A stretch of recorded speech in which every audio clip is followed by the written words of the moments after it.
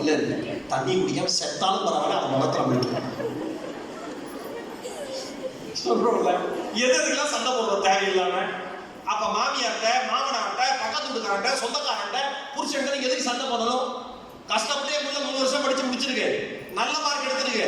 ஒரு கோயம்புத்தூர்ல, ஒரு சென்னையில, ஒரு திருச்சியில, ஒரு பெங்களூர்ல, மெட்ரோ சிட்டிஸ்ல படிச்சு வாங்குற மார்க்க தர்மபுரிங்கிற ஒரு ஏரியால Vijay Vidyalaya arts and science காலேஜ்ல படிச்சு கூட நல்ல மார்க் வாங்கியிருக்கு. கேம்பஸ் இன்டர்வியூல அதுக்கு ஒரு வேலை கிடைச்சிருக்கு. பெங்களூர் போகுது, இல்ல சென்னை போகுது, வேலைக்கு நீ விட்டுதான் ஆகணும். தெப்பா பேசுங்க, நீ வேலை கொடு, இல்லைன்னா இப்படியோட நான் போறேன் சொல்லுங்க, அமைதியாகுவான். ஏன் நீங்க எல்லாம் ஒரு நாள் ஓடாது துறைக்கு? கரெக்டா? நீங்க எல்லாம் துறைக்கு ஒரு நாள் ஓடாது. ஏன்னா ஒரு கையிலையும் கூட கழட்டிட்டு மடிச்சு வைக்க மாட்டார், கிணறு மாதிரி அப்படியே போட்டு போயிடுவார். கையில கழட்டுவார், எட்டு குச்சி போயிடுவார் வெளியில. ஏன்னா பிசினஸ் இருக்கு. அவர் வெளியில இறங்கினோடனே ஒரு ஃப்ரெண்ட் இருக்காரு, வாங்க சார் 100 கோடி வாங்க, 2 சேர்ந்து போகுது. அதுக்கு அவ்வளவு அவசரம். அங்க போய் 1 வருடம் இங்கே வீட்டு போறாங்க. அப்பெல்லாம் ஆத்திரமா வருது. ஆனா பெண்கள் நீங்க அதுக்கெல்லாம் அமைதியா இருப்பீங்க, ஒரு வார்த்தை பேச மாட்டீங்க.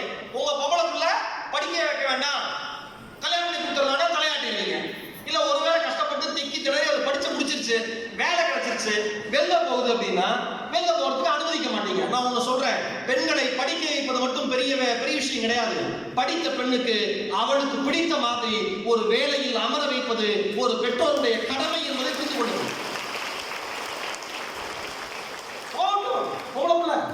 எவ்வளவு நாள் இருக்கும், எவ்வளவு நாள் அடங்கி இருக்கும்?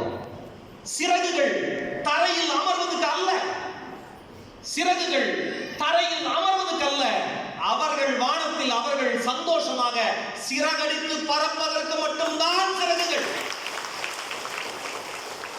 சிறை பிடிச்சு வச்சிருக்கிற சிறகுகள் அவ்வளவு. உங்க கோபம் எனக்கு வருது, நீங்க கோபப்பட மாட்டேங்கிறீங்க. ஃபர்ஸ்ட் இயர் முடிச்சோட கல்யாணம் பண்ணி கொடுத்துறது, செகண்ட் இயர் முடிச்சோட கல்யாணம் பண்ணி கொடுத்துறது, 3வது வருஷத்துல 6வது செமஸ்டர்ல கல்யாணம் பண்ணி கொடுத்துறது. அந்த மாதிரி யாராவது பேரண்ட்ஸ் வந்து எனக்கு போன சம்பந்தம் வீட்டில் பேசி கெடுத்து விடுறேன். அந்த பிள்ளையா கல்யாணம் பண்றேன், ஐயோ அப்படின்னு தான் பிடிச்சி வச்சு. நீங்க யார்? நான் தான் ஹீரோ மேகஸ், நான் சொல்றேன் அப்படின்னு கேட்பது. ஒன்று ஒரு கெட்டதை செஞ்சு ஒரு நல்லது நடக்குன்னா அந்த கெட்டதை செய்யறேன். அவ்வளவு கோபம், எவ்வளவு விஷயங்கள், எவ்வளவு சாக்ரிஃபைஸ் பண்ண வேண்டியிருக்கு. விழுப்புரம் மாவட்டத்தில் ஆற்காடு ஒரு கிராமம், அங்க வித்யாஸ்ரீன்னு ஒரு பொண்ணு, விழுப்புரம் மாவட்டம் ஆற்காடு கிராமத்தில். அந்த குழந்தைக்கு பிறந்ததுல இருந்து 2 கைகளும் கிடையாது, பிறந்ததுல இருந்து 2 கைகளும் கிடையாது. அம்மா அப்பா 2 கைகளும் இல்லாம அந்த குழந்தை பிறந்ததாலே அதை வளர்க்கல. தாத்தா பாட்டி 2 அம்மா அப்பாவுக்கு சமம்ல. நான் இருக்கட்டா செல்லவங்க, பாட்டி அரவணைச்சு எடுத்து வளர்த்துச்சு.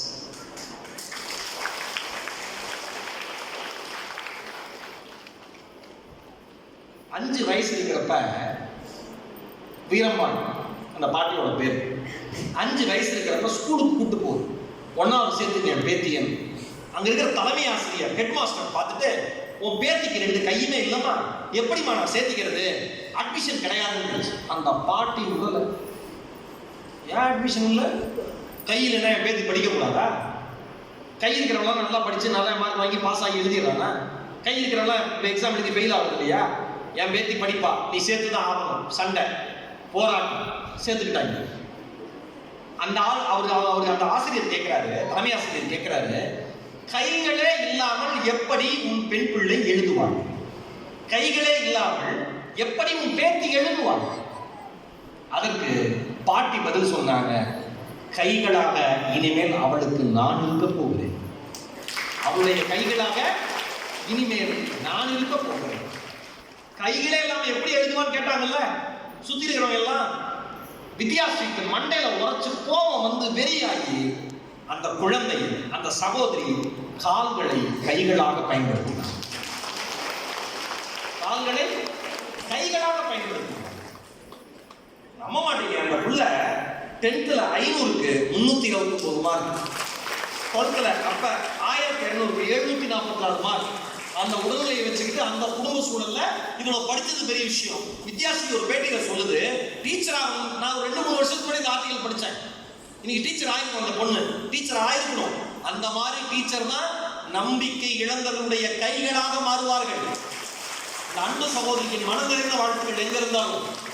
அந்த வித்தியாசத்தை பேட்டியில சொல்றாங்க, யாராவது வந்து ஏதாவது கேட்கிறப்ப எனக்கு எப்ப தெரியுமா வருத்தமா இருக்கும், எனக்கு எப்ப தெரியுமா வருத்தமா இருக்கும், யாராவது வந்து ஏதாவது கேட்கிறப்ப என் கைகளால் எடுத்து தர முடியலையே, கால்களால் எடுத்து தர வேண்டியிருக்கேன் நினைக்கிறப்பதான் வருத்தமா இருக்கும். அது வரைக்கும் எனக்கு கை இல்லைங்கிறதே எனக்கு தோணாது. ஏன்? நம்பிக்கை. ஏன்? 2 கையும் இருக்கு. பெத்த அப்பாவை கழுத்தை நடிச்சு கொள்றான். 2 கையும் இருக்கு. சொத்துக்காக பெத்த அம்மாவை கொள்றான். 2 கையும் இருக்கு. பழைய நண்பனை வெட்டுறான். 2 கையும் இருக்கு. தவறான பாதைக்கு தன்னுடைய தோழனை தோழியை கை பிடிச்சு அழைச்சிட்டு போறாங்க. கைகளே கிடையாது. தெளிவான சிந்தனையோடு அந்த சகோதரி வாழ்ந்து கொண்டிருக்கிறாள் என்பதுதான் ஒரு பெண் செய்த மாயம். இவங்களோட வரலாறுலாம் படிக்கிறப்ப நமக்கு என்ன, இங்க யாராவது மாற்றுத்திறனாளிகளுடைய அம்மா இருக்கீங்களா? சூப்பர். வேற யாருமா? நீங்க வேற 3. இந்த 3 பெற்றோர்கள், 3 பேர் இருந்தீங்க, அக்கா இருந்தீங்க. பிள்ளைக்கு என்ன?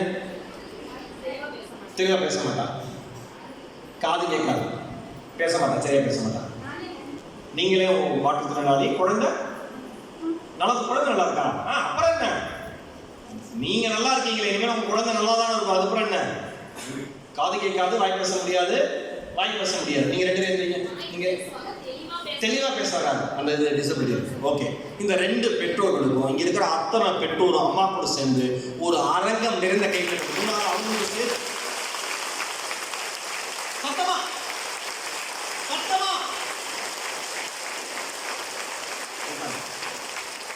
3 குழந்தைங்களா?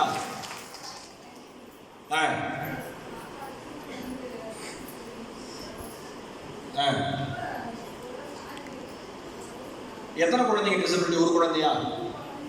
3 குழந்தைங்க டிசபிலிட்டி தான். என்னென்ன? ஃபர்ஸ்ட் பையனுக்கு என்ன?